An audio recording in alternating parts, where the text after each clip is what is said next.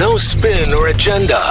Enough with the lies. We need the facts. This is today's News Talk Radio, TNT. Welcome to the program, Benjamin. As you heard in that sweeper there, we need the facts. But the facts coming out of Venezuela seem to be, well, it's whose facts do you want? Maduro's or the opposition's? Yeah, the opposition in Venezuela is famous for their alternative facts. They did indeed illegally publish 80% of what they said was the vote. However, some journalists such as Wyatt Reed with the Gray Zone have gone and looked at some of these signatures, and some of them are a bit similar. Let's just say that. They're very suspicious signatures. Now, 80% of the vote was counted by the CNE, the Venezuelan Electoral Council, and they declared Nicolas Maduro to have won. Now, there's 20% that I believe haven't yet been counted, and that is due to a cyber attack that the CNE was facing during the day of the election. Now, everyone knows that there's only one sort of group that would have a vested interest in cyber attacking the Venezuelan Electoral Council. So, and it's certainly not Maduro himself, having won his previous two elections. Now, it's worth mentioning that, in Maduro's first election, he won by a slim margin. The second one, he won by a very large margin. This one, the margin, even by Maduro's numbers, is smaller. And so there is waning support, but this waning support is a result of these sort of coercive sanctions that the Venezuelan people have been suffering under. There's over 930 sanctions on Venezuela, which even back in 2019, the Center for Political and Economic Research, or CEPR, published a study showing that over 40,000 Venezuelans had died as a result of those sanctions.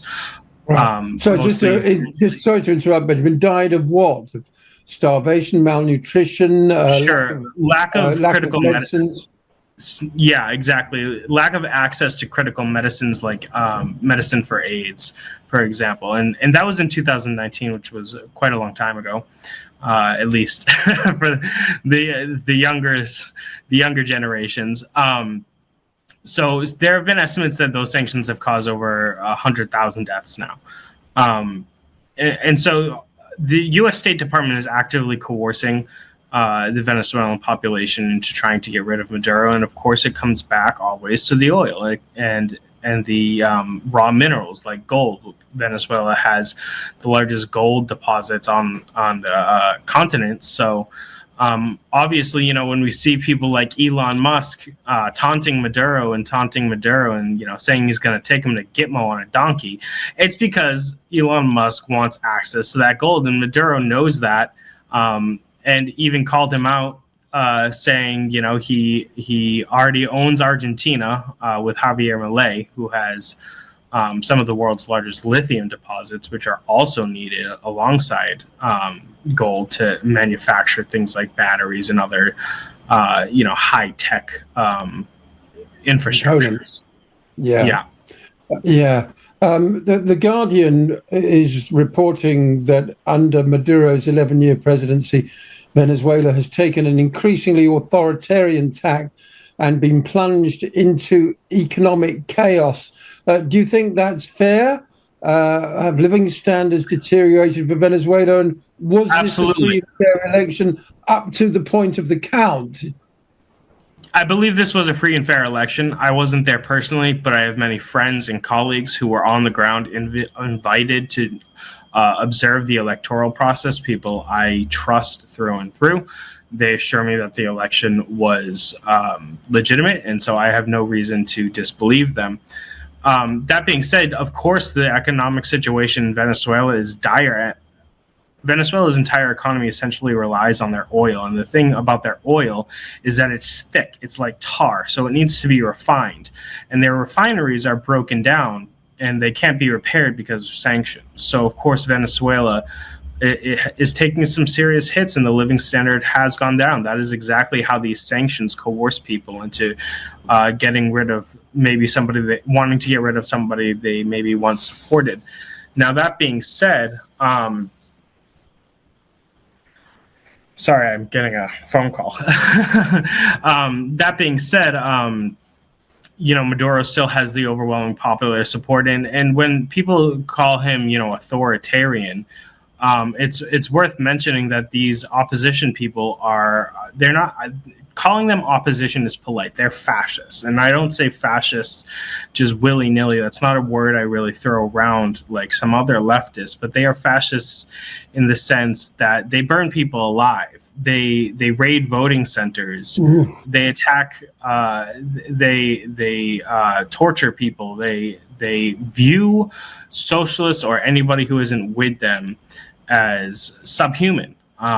And it is very much a class-based thing. It's very much a racial thing. As it is in Nicaragua, a lot of the times lighter-skinned people do have more money. So that definitely plays a role. A large portion of Venezuela's economy is still privatized, however. So these people do have a lot of influence, even if they don't have direct control over the government. Perhaps unsurprisingly, with that lunatic Javier Milei as its chief, Argentina has today followed the United States lead. Its Foreign Minister Diana Mondino declaring Edmundo Gonzalez, the opposition leader, the legitimate winner and president-elect. And Uruguay has done the same thing. However, yesterday, Brazil, Colombia, and Mexico issued a joint communique urging Venezuela to release detailed voting tallies. Is that going to be possible? Is there, a path to consensus out of this, or is it just going to be a continuation of the stalemate, the sanctions, and indeed possibly even another coup attempt in the weeks and months ahead by the United States? Yeah, absolutely. The United States has interfered in over 20 elections since I think the 1998. They've tried to assassinate Maduro multiple times. It's even on camera. John Bolton tried to blow him up with an explosive drone and it failed. The U.S. sent sort of a black ops, off the book mercenary team of special forces to try to assassinate or capture Maduro alive. That failed after they got arrested in a fishing village by basically militant Chavistas. And as a side note there, it's worth mentioning there's essentially a fourth branch of the Venezuelan government, which is made up of colectivos or comunes, and a lot of those people are armed. So, if there was even the military has come out and supported Maduro, but even if there was a situation of civil war, it wouldn't be clean cut, because there is that huge, massive base of armed militant Chavistas. So I think we will maintain the status quo. Here, they've announced Edmundo Gonzalez. They've recognized Edmundo Gonzalez as the president of Venezuela, even though he lost the election. That being said, they did the same thing with Juan Guaido, who became a meme and was a laughingstock of much of the world. And now he lives retired in Miami. So Edmundo Gonzalez, I think we could all expect him to go the way that Juan Guaido went. Now, in terms of sanctions, yeah, I think there are more sanctions coming imminently. I think the Venezuelan people are going to suffer. That being said, the multipolar world is developing at a rapid pace.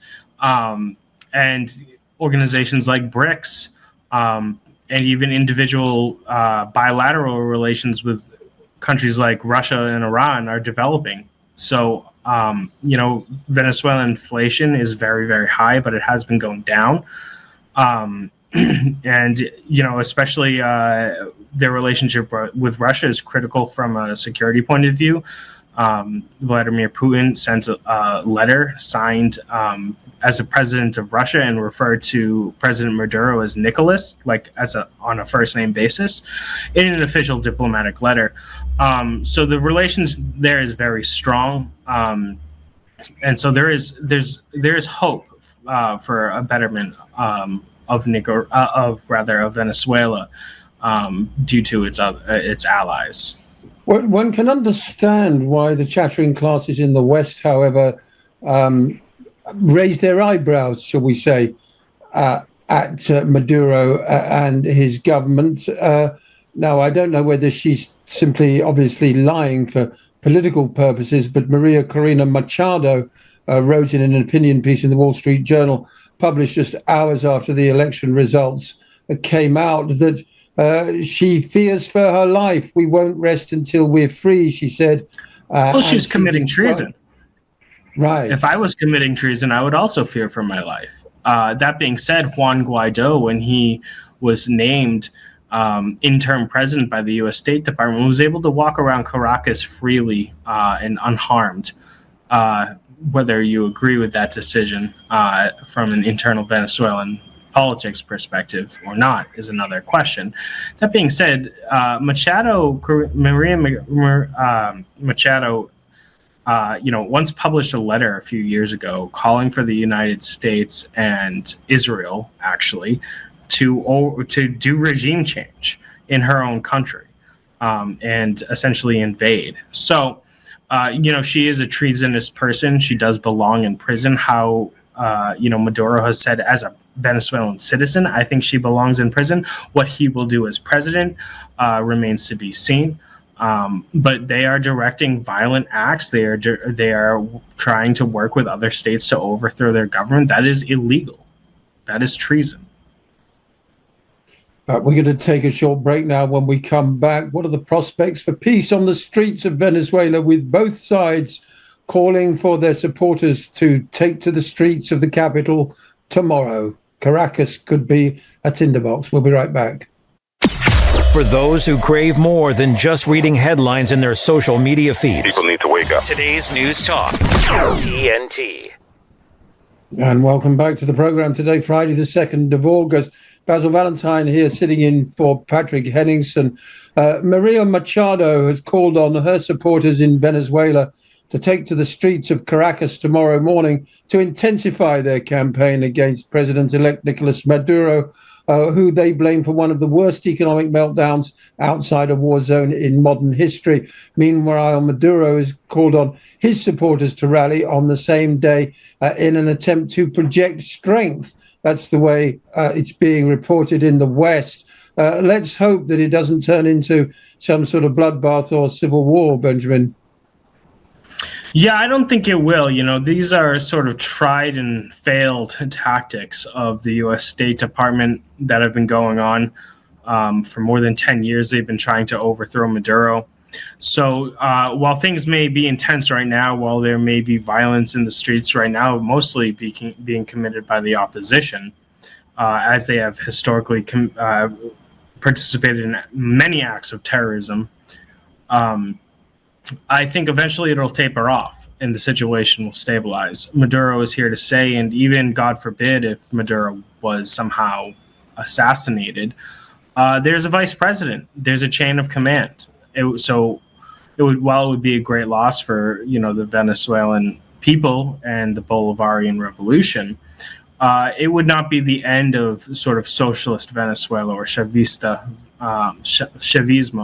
in Venezuela. So I think there's a process. It was not so long ago that the United States was trying to negotiate with Maduro because they needed the oil. They basically cut themselves off from Russian oil, and so where do they go for oil? They go to Venezuela. And there was some progress with that, but now it's become politically expedient, especially with elections coming up, not only for Kamala Harris, but for Donald Trump to placate these sort of far-right exiles in Miami who essentially represent, I guess, perhaps one of the most violent foreign lobbies in the United States. They've kind of taken over from the Cubans in the 1960s, the Cuban exiles that were sometimes identified as playing a role in the assassination of John Kennedy.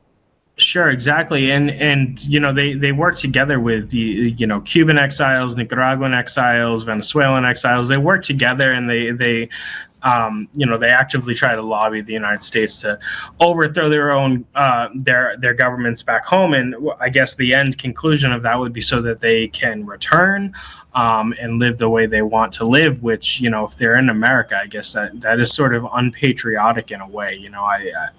I was talking to Kim Iverson, and she had said, this is unpatriotic. If you're an American and you're living in America, you should be lobbying the government to do more for America, not for your home country, so then you can just leave after using us, right? It's unpatriotic. And it's a waste of taxpayer money that doesn't benefit the American people in any way. And even somebody like Nick Fuentes, who was like, oh yeah, I support Venezuelan regime change because we need the oil, and all we have to do is stop the immigrants from coming in. Well, first of all, they're never going to stop the immigrants from coming in as long as they're destroying other countries in South America, Central America. But also, it's not the American people who are going to benefit from cheaper Venezuelan oil; it's the oil executives. So so these sanctions on foreign countries, this economic warfare, it just does not serve the American people in any way. Is it not, though, really a case of sort of two sets of bad guys? The fascists on the one hand, who you described, Machado and Eduardo Gonzalez, but is there not an international criminal justice case, international court case against Maduro? Andres Izarra, of course, the former Maduro minister who's been in exile in 2015, said these guys have committed so many crimes, referring to the Maduro regime. There's an investigation for crimes against humanity running against them in the International Criminal Court. The US is after them with bounties of $15 million for drug trafficking. They know if they lose power, they're going to jail. So for them, staying in power is a matter of life and death. Obviously, I don't know the ins and outs of these cases, or indeed whether there's anything substantive to these accusations, Ben. Well, it wasn't until personally, first of all, I have never seen any evidence of any of those accusations.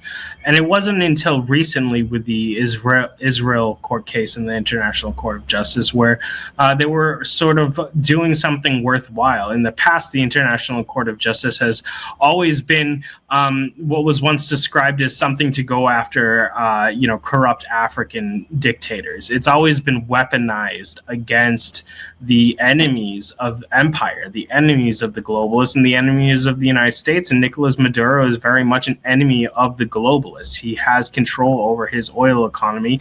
They have the most oil reserves in the world. So they will say anything, they will do anything to try to, and they will leverage any arm of international law or any body that can assist them in this fight, even if it means blackmail. And we know that blackmail does happen in the International Court of Justice. Indeed. The Guardian is reporting that the pieces on the chessboard are moving with respect to Maduro and whether or not he can stay in power. They say many of the country's impoverished barrios, which, of course, have been the lifeblood of support for the Chavismo movement, named after his mentor, former President Hugo Chavez. They've mobilized against the president, with thousands of residents joining anti-government marches from communities such as Petare and Antimano in the capital, Caracas. Rafael Cantillo, a 45-year-old dissenter from a favela called El Campito in Petare, says everyone has come down from the hills because we've been swindled. Everybody knows we have been swindled. Everyone knows that we won. He's talking about the opposition, that we won with more than 70% of the vote. I mean, that's an extraordinary figure. Not even Joe Biden managed to swing that big a fake result in his favor. It's unbelievable. It's unbelievable. And while they may be claiming to be on the left, how can you be on the left and be doing the dirty work of another country through the U.S. State Department? He said, we came down from the hills because we were swindled. Well, clearly he isn't a Chavista who lives in a commune. Perhaps he does live in a commune, and some communes have different politics. Some of it isn't like the United States. Venezuela is a democracy. There are many different parties and groups. They form coalitions. There's not the two-party system like we have in the United States, and there is also not election fraud like we have in the United States. So there is a diverse set of opinions, and while some people may be upset from the left, at the end of the day, Nicolas Maduro uses his state money to build homes. He's built millions of homes for impoverished people. They have a free food program that feeds impoverished people called the CLAP program, which, by the way, was sanctioned by the United States. So, as I said, there's a process in Venezuelan democracy. Maduro is not a dictator. He does negotiate with the opposition. He does negotiate with the State Department even. And he tried doing so in good faith. Not so much the case in the United States, where, as I said, there's only two political parties. There's an electoral college. It's not even decided by the vote of the people. So it's ironic. Luis Inácio Lula da Silva of Brazil has been working behind the scenes to produce a peaceful political solution to the crisis. He, of course, enjoyed very good relations with Hugo Chavez when both were in power at the start of the century. He, though, hasn't yet recognized Maduro's victory and has asked him to publish the data supporting his claimed victory. Maduro says, for his part, that he will hand the voting tallies to Supreme Court auditors, but has yet to commit to their publication, something that has previously happened. Surely Maduro has to publish all the voting results in order to quell this storm, quite frankly. I agree. He does have to, but he can't do that without the proper legal permissions. It is actually illegal to do that without the permissions, as the opposition did. Now, Maduro has gone to the Supreme Court and asked for a complete audit and review of the election. He's taking this matter very seriously. It's understandable why somebody like Lula, who sort of tries to often play the middle road between the United States and sort of more BRICS-aligned countries. And so some countries do want to see those results and have held off on recognizing Maduro. I'm sure that they will fall in line as soon as those results come out and show that Maduro was the winner. But there is a process to these things. He can't just go out and release them because that is actually illegal. But perhaps unsurprisingly, Vladimir Putin has lauded Venezuelan President Maduro with him being declared the winner. Of course, that doesn't surprise anyone. Let's hope for a peaceful solution more than anything else. The last thing we need is mass civil violence in Venezuela, isn't it? Of course. And what's the perspective of most people in Nicaragua, where you are only a few hundred miles away from Caracas? People support Chavismo. There's a giant statue of Hugo Chavez in the center of Managua. Unfortunately, there's a lot of fake news floating around, as we've seen being shared by Elon Musk himself, sharing videos from 2017, as we've seen him sharing videos claiming people are going into a voting building and stealing voting machines, which turned out to be air conditioners. That disinformation and misinformation is also taking place on highly used apps like TikTok and Facebook. So there is confusion, but in general, Nicaragua has recognized Nicolas Maduro as the winner. And the Sandinista movement recognizes Nicolas Maduro as the winner. The Sandinista movement, which makes up a huge portion of the country, and Daniel Ortega, who has received, something like a 76% approval rating from the Nicaraguan people, recognizes Maduro. Venezuela helps Nicaragua keep their oil prices down. And they have a very strong relationship in a number of ways. So I think that, in general, Nicaraguans, as far as their political, do support Venezuela and Nicolas Maduro. That being said, the thing about Nicaragua is that people, despite it being a very poor country, people are very political. aren't always very political. There are a great number of very political people. Political education is taken seriously in schools, but there are a large amount of the population is very happy to just sit back and live their lives, enjoy their families, their communities. That is the heart of Nicaragua. And it is a privilege to be able to live like that, in a sense where you don't need to worry about the politics, because you know you're always going to have food. And you know you're always going to have security. Nicaragua has very low, homicide rates. Anyways, I think in general, Nicaraguan people do support the Venezuelan Bolivarian Revolution. And finally, before we go to a break, Ben, I sincerely hope the answer to this question is no. Do you think there's any chance that the United States might use this as an excuse for military intervention? No, I don't. I think that there's no popular support for that, and we're probably going to talk about this in a little bit, but we might have our hands a little tied pretty soon in another part of the world. Yeah, indeed. We're going to take a very short break now. When we come back, I'll be asking Ben about the Middle East, a subject we've discussed often in the past. In fact, Ben was a regular guest when I presented Compass at lunchtimes, the World News Hour. Back in November last year, we hoped for an end to the bloodshed in Gaza imminently. Here we are now, fully 8 months later, and still the carnage continues. We'll be right back after this short break. Speaking on the issues that impact. This is the Patrick Henningsen Show on today's News Talk, TNT.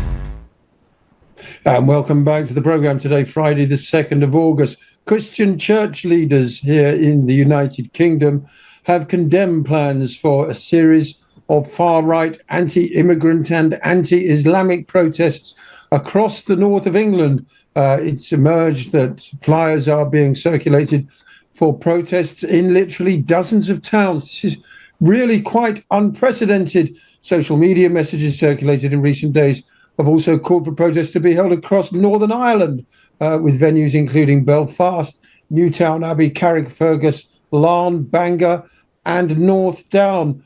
Police said on Friday that the messages call for roads to be blocked using women and children. One social media message urges well-intentioned Christians, parents, and law-abiding citizens to take part in a march from Belfast City Hall to Belfast Islamic Centre at University Street in South Belfast on Saturday to demand a withdrawal from our communities and our Christian country. This is completely unprecedented stuff and goes far beyond protests at the stabbings, the dreadful, ghastly horror film incident that we saw where 3 young girls were killed by someone who turns out not to be Islamic at all, but is the children of Rwandan immigrant parents.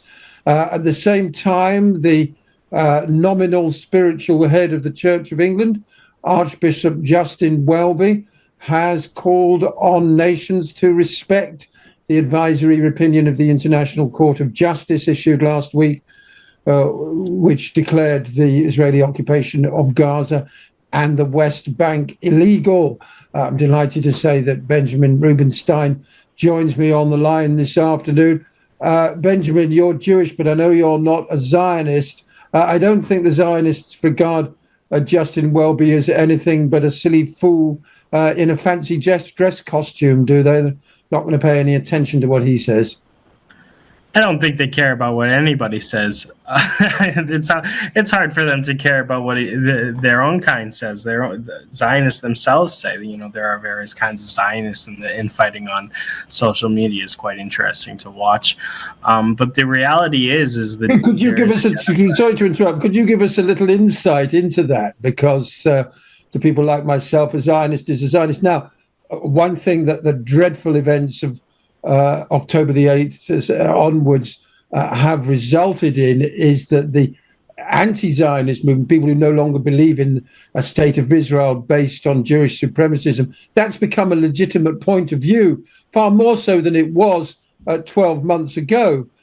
Even amongst Jewish people, the single state solution one state with equal rights for everybody has become, much more common currency in our political discourse rather than this fairy tale two-state solution. But within Zionism itself, you say there are now internecine disputes breaking out, Ben. Yeah, there are so-called progressive Zionists who, want a two-state solution. They don't have very much, power within Israeli society. There are more extreme Zionists like Kahanis, who was a convicted terrorist rabbi, essentially. And these are the sort of Itamar Ben-Gvir, Basil Smotrich types who just want to, wipe out Palestine, openly genocidal. There are moderates, but even the moderates are very much genocidal. At the end of the day, the progressive Zionists, from my point of view, are, I guess I would say that they're in denial. I think that they are in denial about the reality of Zionism and what Zionism necessarily dictates, which is the wiping away of Palestine. And so, once in a while, you'll see one of these progressive Zionists on social media just sort of having a crisis of consciousness. And then, of course, they forget about it a few days because their allegiance at the end of the day is the Zionist project. But yeah, there are internal divisions. But at the end of the day, a Zionist is a Zionist, Basil. Yeah, no, absolutely. But it's kind of, whereas that's been, a term that a lot of people have been perfectly willing to embrace. Now it seems that, if you are a self-confessed Zionist, then you are in favor of genocide because there is no other type of Zionism on offer anymore, if there ever was. I mean, when I grew up, believe it or not, even non-Jewish people went to the kibbutz in Israel. The Arabs were kept well apart, but they all sat around the fire holding hands, singing Kumbaya and talking about making this sort of promised socialist utopia. I'm talking about back in the late 1960s and 1970s. Yeah. But that vision of Israel doesn't seem to exist anymore. And instead, you have people rioting when soldiers are arrested for torturing people. I mean, these are the Kahanis that I was referencing, right? These Kahanis believe that the Palestinians should have no rights, that they're not human, and that they should be able to rape them and torture them in prison.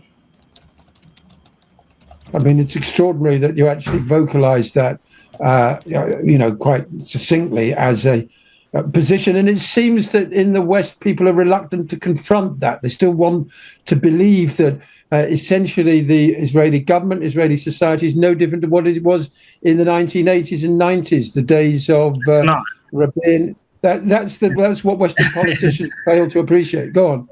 Well, I don't think it is any different. I think the rot has just come to the surface.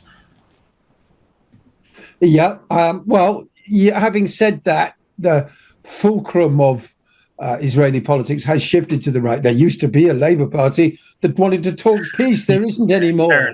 That's the difference, Benjamin. But they were never really interested in peace. They pretended like they were, but they never actually did. Right. Yeah, that's true. Now, Joe Biden.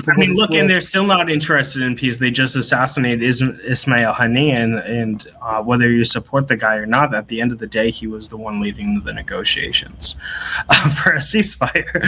So, they're in no way interested in peace, and they will sabotage any peace talks at any time. Joe Biden described that killing as unhelpful.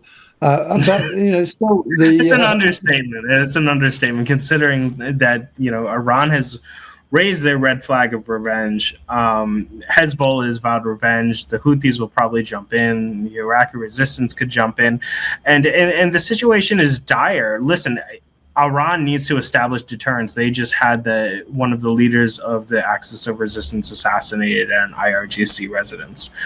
And that is massively embarrassing, and it is a massive national security threat. Iran, this cannot be like the previous time. a few months ago, right, they assassinated some IRGC officials at an embassy in That's Syria, right, in Damascus. Yeah. And it took about a week, but Iran did eventually respond by with a calculated strike of a few rounds, basically probing their defenses, showing them that they can do more. But it was enough, we thought, to establish deterrence. Apparently it was not. So now Iran has to actually do more. They have to do something equal or greater than what Israel just did. So what does that mean? That means that Iran is essentially in a situation where they have to take out a high value target, some leadership level target in the Israeli government. Iran has to do that, or else they look weak. They'll lose support.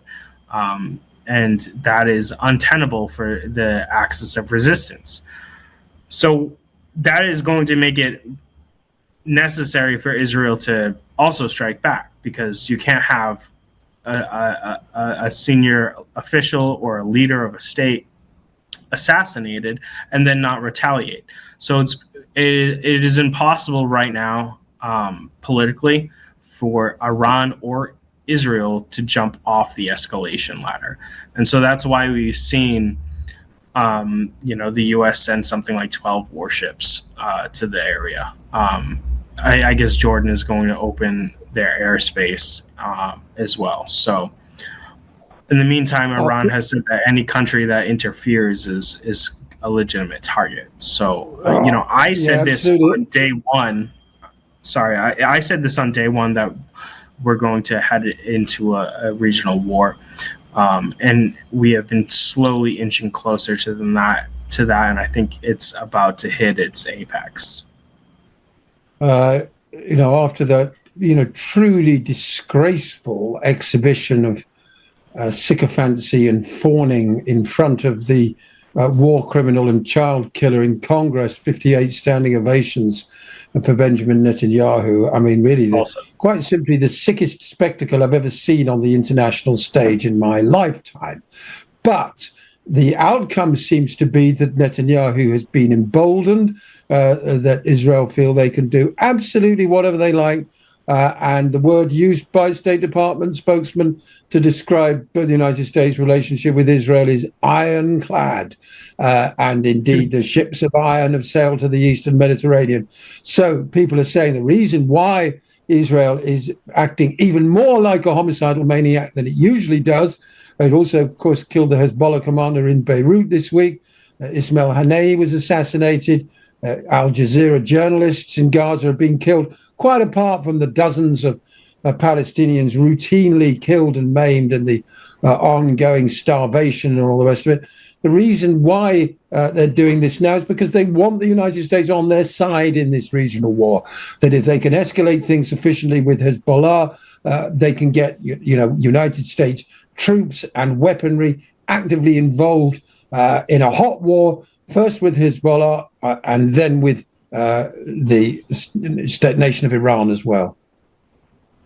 Yeah, absolutely. I think that's exactly what they're going for. Israel can't win that war by themselves. I mean, they'd be fighting half a dozen fronts. So they need the United States to go in and do that for them. They need Americans, women, sons and daughters to spill their blood in service of the Zionist project.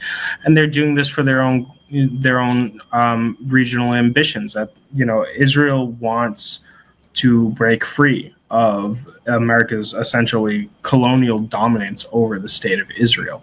Israel, at this point, its existence is completely dependent on the support of the United States. And so by dragging the U.S. into a regional war against Iran, the axis of resistance, and maybe even at that point against Turkey, Israel would, at the end of that, if they win with the help of the United States, they would be able to take over and establish the Greater Israel Project, which many of these kahanists that we were talking about have openly advocated for, and that would allow Israel to gain enough power and control to potentially break free of U.S. colonial dominance and start to build their own Zionist empire. And I think that there are a lot of traitors in the U.S. government who are aware of this and want to help it happen. I was talking to a fellow Jewish anti-Zionist, Tony Greenstein, a long since campaigner and writer in Britain, and he said he thought that you know Tony Greenstein, very sharp, very bright mind. He said he thought ultimately, of course, that Israel is going to collapse from within. Now, they're not doing themselves any favors with this continued escalation. Sure. Flights into Tel Aviv have dried up to a trickle. Delta Airlines, United, others have stopped all flights. Air India today has joined a growing list of carriers, Lufthansa as well. And France has urged its citizens to leave Iran. I mean, this and also reports, I mean, I don't know if they're true, social media, you see thousands of Israeli citizens at Ben Gurion Airport in Tel Aviv going back to Brooklyn or wherever they came from. So, you know, I think Tony is right. Yeah, I think Tony is right. I think as more extreme sort of Kahanist variants of Zionism take more and more power, it's destabilizing Israeli society as the war continues on, or the genocide continues on. It's stretching Israeli society thin. They've now started to conscript Haredi men, which were the ultra-Orthodox, and who have always been exempt from military service throughout all of Israel's history. And so not only is Israel facing internal resistance in the West Bank and Gaza, but they're also there's internal divisions in their own society are exacerbating extremely fast. So yeah, I do think it's possible it could collapse from within. I think more likely the collapsing from within will create an opening for external forces to help give that collapsing a bit of a nudge, as it were. You've got to love the way the liberal media in the West reports what's going on in Washington. Biden, who has pushed hard for a ceasefire in recent months, says the Guardian. Is this kind of some kind of satire? You know what I mean? That's news to me. It's an absolute joke, isn't it? The claim is that he's had a very direct conversation with Netanyahu about the need to reach a deal. We have the basis for a ceasefire. He should move on it, and they should move on it now. But I mean, Joe Biden is a senile old fool. Netanyahu is playing him like a puppet, and Joe Biden lacks the cojones to do what's necessary. Or do you think it'll make any? Yeah, I mean, Kamala Harris has been criticized for saying that the anti-genocide protesters on U.S. campuses showed emotion. She wasn't automatically condemning all of them as rabid anti-Semites, which, of course, is the required position on Capitol Hill. Do you see any prospect for a slightly more enlightened administration should she become the president on January the 4th, which personally I expect her to do? Not at all. No, I don't think so. I think she's just trying to not lose the Michigan vote, and that we've heard this kind of thing before. Though there is a line of thinking where Kamala Harris is essentially Clinton operative, and Bill Clinton secretly backed a two-state solution. Personally, I don't trust Kamala Harris to play hardball with Israel. I think, I'm not voting for either, but I think Donald Trump would be more likely to play hardball with Israel. Even though Trump has sometimes allied himself with some of those very Kahanists, and J.D. Vance called for Gaza to be completely flooded. He wanted to kill everyone, basically. Sure, totally. There are video clips of Trump, basically saying that Israel is the one who doesn't want peace. He just published a response to Abbas sending him, a letter of concern over his assassination, saying everything will be good, Mohammed. And so. I think that Donald Trump will align himself with whatever he needs to benefit his own legacy. But what would be a a greater accomplishment in terms of legacy than bringing peace about the Middle East. And the only way to do that is with the Palestinian state. Well, yeah, I Trump is, I would agree, by nature a deal maker.